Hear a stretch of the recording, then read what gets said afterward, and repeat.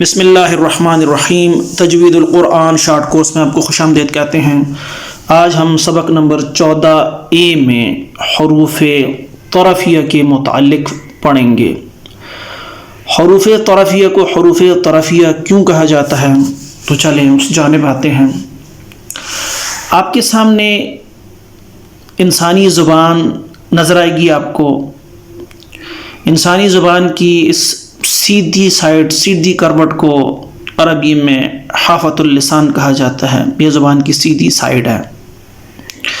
زبان کی سیدھی سائڈ یعنی حافۃ اللسان سے جسٹ تھوڑا سا آگے زبان نوک تک گول ہوتی چلی جاتی ہے۔ اس گول سائڈ، گول کروٹ کو عربی میں طرف اللسان کہتے ہیں۔ طرف اللسان سے ہی دراصل حروف طرفیہ ادا ہوتے ہیں۔ طرف سے نکلا طرفیہ، لہذا طرف اللسان سے جو حروف نکلیں گے ان کو آپ حروف طرفیہ کہیں گے۔ حروف طرفیہ کل 3 ہیں۔ نمبر 1 لام، نمبر 2 نون اور نمبر 3 را۔ حرف لام کو 14B اور حرف را کو 14C میں ڈسکس کیا جائے گا۔ آج کے لیسن میں صرف اور صرف نون کی ادائیگی سیکھیں گے۔ تو چلے آئیں اب نون کی ادائیگی سیکھنے کی کوشش کرتے ہیں اور ان عوامل کو جاننے کی کوشش کرتے ہیں جو نون کی ادائیگی میں کار فرما ہے۔ آپ کے سامنے 2 دانت، جو فرنٹ کے 2 دانت ہیں، ان کو ثنایا علیہ کہا جاتا ہے۔ ساتھ میں جو چھوٹا دانت ہے اس کو رباعی کہتے ہیں۔ رباعی کے ساتھ جو نوکیلا نمایاں دانت ہے عربی میں اس کو انیاب کہتے ہیں۔ یہ 4 دانت انتہائی کریٹیکل ہیں، انتہائی اہمیت کے حامل ہیں۔ جب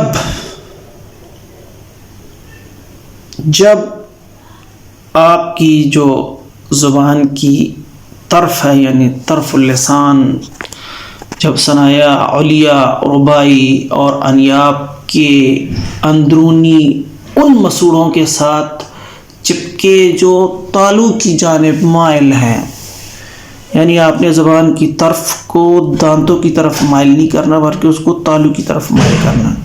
تھوڑا سا حافیہ بھی اگر ٹچ ہو جائے تو کوئی مسئلے والی بات نہیں ہے۔ تو چلے آئیں اب ان مسوڑوں کو دیکھتے ہیں۔ یہ 4 دانت آپ کو نظر آ رہے ہیں، ثنایا علیہ، رباعی اور انیاب۔ ان کے جو اندرونی مسوڑا ہے یہ سامنے آپ دیکھ سکتے ہیں۔ یہ بالکل یہ اس کا اندرونی مسوڑا ہے جو تالو کی جانب ہے، یعنی دانتوں کی طرف آپ نے زبان کی کروٹ کو نہیں لانی۔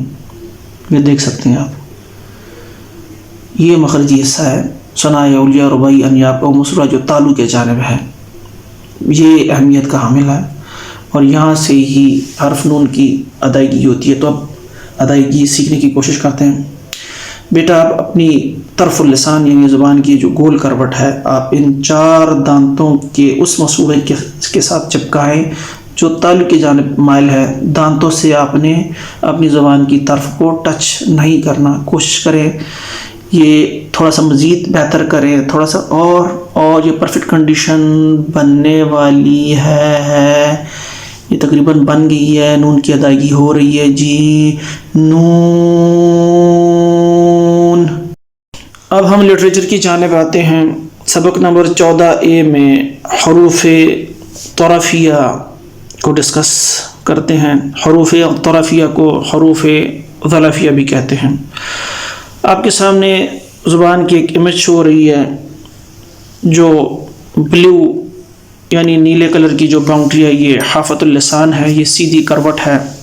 اس سے تھوڑا سا آگے زبان گول ہو رہی ہے، یعنی جو گرین کلر کی آپ کو باؤنڈری نظر آ رہی ہے، یہ گول کروٹ جو ہے یہ طرف اللسان ہے۔ یہاں سے ہی حروف طرفیہ کی ادائیگی ہوتی ہے۔ اس نسبت سے طرف اللسان سے ادا ہونے والے حروف کو حروف طرفیہ کہا جاتا ہے۔ حروف طرفیہ کل 3 ہیں۔ نمبر 1 لام، نمبر 2 نون اور نمبر 3 را۔ آج کے لیسن میں صرف نون کی ادائیگی ہم سیکھیں گے. لام اور را کو 14B اور 14C میں ڈسکس کریں گے. تو چلیں نون کی ادائیگی کی طرف آتے ہیں.